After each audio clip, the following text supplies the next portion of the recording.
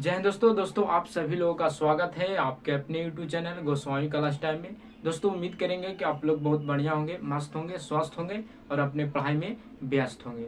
दोस्तों आज की इस वीडियो में हम लोग सीखने वाले हैं कि विज्ञान यानी साइंस का एक छोटा सा टॉपिक है जिसका नाम है पदार्थ। ठीक है दोस्तों आज की इस वीडियो में हम लोग सीखेंगे कि पदार्थ क्या है और पदार्थ की अवस्थाएं कितनी होती है। ठीक है दोस्तों, वो भी देहाती भाषा में हम आपको समझाने का प्रयास करेंगे। ठीक है दोस्तों, तो दोस्तों अगर आपको पदार्थ से कोई भी जानकारी नहीं है तो इस वीडियो को शुरू से अंत तक आप देख लीजिए, पदार्थ से आपको पूरा जानकारी मिल जाएगा। ठीक है दोस्तों, तो चलिए वीडियो को शुरू करते हैं। ठीक है दोस्तों हम ज़्यादा लंबा वीडियो ना होने के कारण जो है दोस्तों हम इसको लिख दिए, इसलिए क्योंकि आपको जो है ज़्यादा बड़ा वीडियो नहीं होगा। ठीक है, हम अच्छा से आपको समझा सके इसलिए हम बोर्ड पर आगे लिख दिए हैं। ठीक है, तो दोस्तों आपसे सबसे पहले कोई भी पूछ सकता है कि बताओ कि पदार्थ क्या है। ठीक है दोस्तों, तो हम लोग परिभाषा से समझते हैं कि पदार्थ क्या है। ठीक है, तो परिभाषा कहता है कि वैसी सभी वस्तुएं जो स्थान घेरती है, क्या करती है, स्थान घेरती है, जिसमें कुछ द्रव्यमान की मतलब होता है भार, द्रव्यमान की मतलब क्या होता है, भार हो, तथा जो रुकावट और दबाव डाल सके उसी को हम लोग पदार्थ कहते हैं। ठीक है दोस्तों, वैसी वस्तुएं जो स्थान घेरती है, जिसमें कुछ में द्रव्यमान होता है जैसे कि मार्कर है, इसमें कुछ वजन है कि ना, यानी भार है, और जो रुकावट यानी दबाव डालता है उसी को हम लोग पदार्थ कहते हैं। ठीक है दोस्तों, चलिए हम लोग उदाहरण यानी एग्जाम्पल से हम लोग समझते हैं।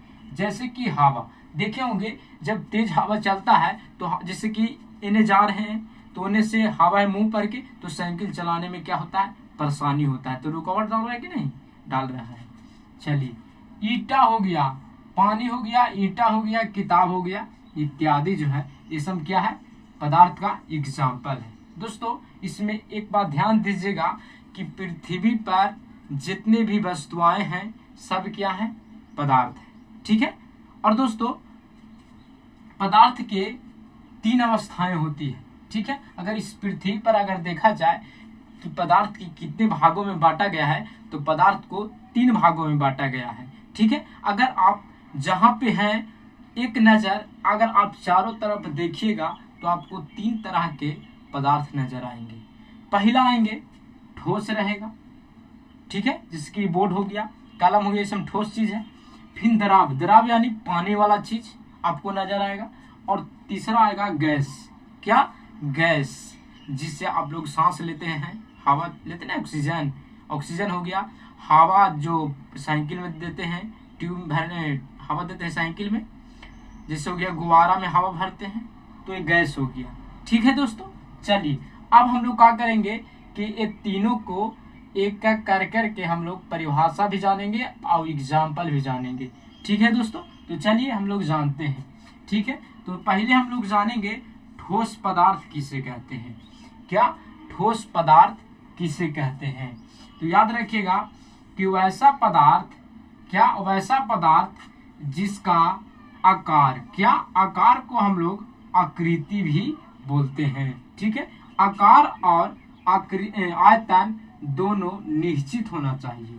ठीक है, जैसे कि अगर मान लिया जाए कि ईटा तो आप देखे होंगे कि ईटा के एक ढांचा होता है इस तरह से। ठीक है, तो जैसा ढांचा रहेगा वैसा पदार्थ बनेगा। ठीक है, जैसे कि खोपी है तो खोपी में हम जैसा खोपी के अंदर ढांचा है, अगर इसमें जैसा हम लिक्विड पदार्थ डालेंगे और जमाएंगे तो वैसा ही पदार्थ बनेगा।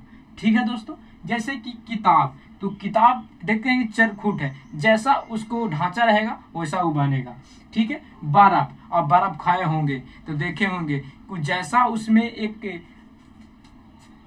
ऐसे होता है, डब्बा तरह का होता है। ठीक है, तो उसमें डाला जाता है और जम जाता है, तो जैसा इसका रहेगा आयतन वैसे आकृति बनता है। एक बात याद रखिएगा कि जैसा अगर इसका आयतन होगा वैसे नहीं कुछ बनेगा, आकृति बनेगा। ठीक है, कलम, तो कलम आप कलम के जैसा आयतन होगा, जैसे कि मान लीजिए कि इस तरह से कलम रहेगा और इसमें तो इसी तरह के कलम बनेगा। ठीक है दोस्तों, यानी कह सकते हैं कि जैसा आयतन होगा वैसा क्या बनेगा, आकार बनेगा। ठीक है दोस्तों, तो दोस्तों उम्मीद करेंगे कि आपको ठोस पदार्थ जो है आपको समझ में आ गया। ठीक है, अब हम लोग समझेंगे द्रव पदार्थ।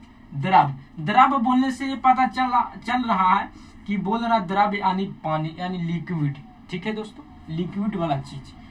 तो हम लोग जानेंगे कि द्रव पदार्थ किसे कहते हैं।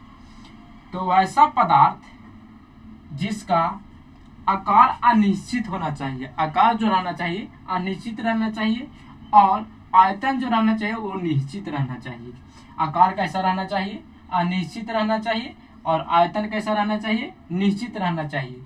जैसे दूध, पानी, तेल, घी जो है ये सब क्या है, द्रव पदार्थ है।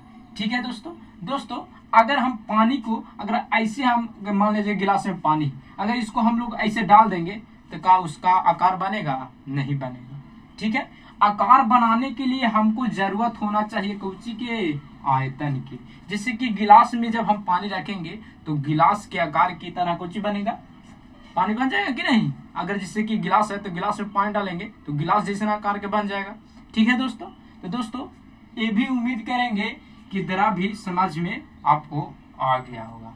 ठीक है दोस्तों, चलिए अब हम लोग समझते हैं तीसरा गैस पदार्थ। गैस पदार्थ, ठीक है दोस्तों गैस बोलने से पता चल रहा है कि गैस के आप लोग देखे नहीं, अनुभव किए कि नहीं। चलिए परिभाषा से हम लोग समझते हैं। कहता है कि वैसा पदार्थ, कुछ वैसा पदार्थ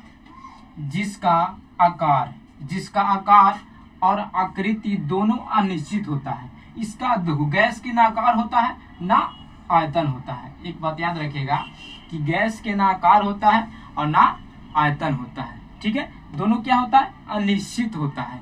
जैसे कि हवा आप देखे हैं, हवा आप अनुभव किए, लेकिन उसका आकार होता है नहीं, उसका आयतन होता है नहीं।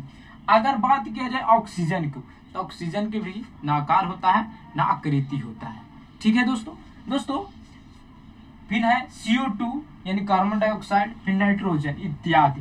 ठीक है दोस्तों, गैस के प्रयोग हम लोग कहाँ करते हैं, तो गैस के हम लोग प्रयोग जो है गुब्बारा जो होता है, गुब्बारा यानी बेलून में हवा भरने में प्रयोग करते हैं, उसको करते हैं कि नहीं। जैसे कि साइकिल को पंचर बनाते हैं उसमें हवा देने का प्रयोग करते हैं कि ना। जैसे कि कोई झूला खेला होता है बच्चा लोग के, जिसमें हवा भर के उस पर कूदाया जाता है, उसके लिए प्रयोग होता है गैस का, होता है कि ना। तो दोस्तों अगर इसको एक नजर में अगर आपको याद करना है, अगर थोड़ पर याद करना है, तो बस इतना याद रखिएगा कि जिसको में आकार और आयतन दोनों निश्चित होगा उसको हम लोग ठोस पदार्थ बोलेंगे। सिर्फ याद रखिएगा आकार और आयतन। ठीक है, अगर दोनों निश्चित रहेगा तो अब उसको हम लोग बोलेंगे कि वो ठोस पदार्थ है। अगर कोई में रहेगा आकार अनिश्चित और आयतन निश्चित रहेगा, तब हम लोग उसको बोलेंगे कि द्रव पदार्थ है। ठीक है, और इसमें दोनों जैसे आकार और आयतन दोनों अनिश्चित रहेगा, तब हम लोग बोल देंगे गैस पदार्थ है। ठीक है तो दोस्तों उम्मीद करेंगे कि वीडियो जो है आपको अच्छा लगा। अगर वीडियो अच्छा लगा तो अपने दोस्तों के पास शेयर कीजिए, और अगर चैनल पर आप नए हैं तो चैनल को सब्सक्राइब कीजिए, क्योंकि इसी तरह का वीडियो जो है आपको मिलता रहेगा। मिलते हैं अगले वीडियो में, धन्यवाद।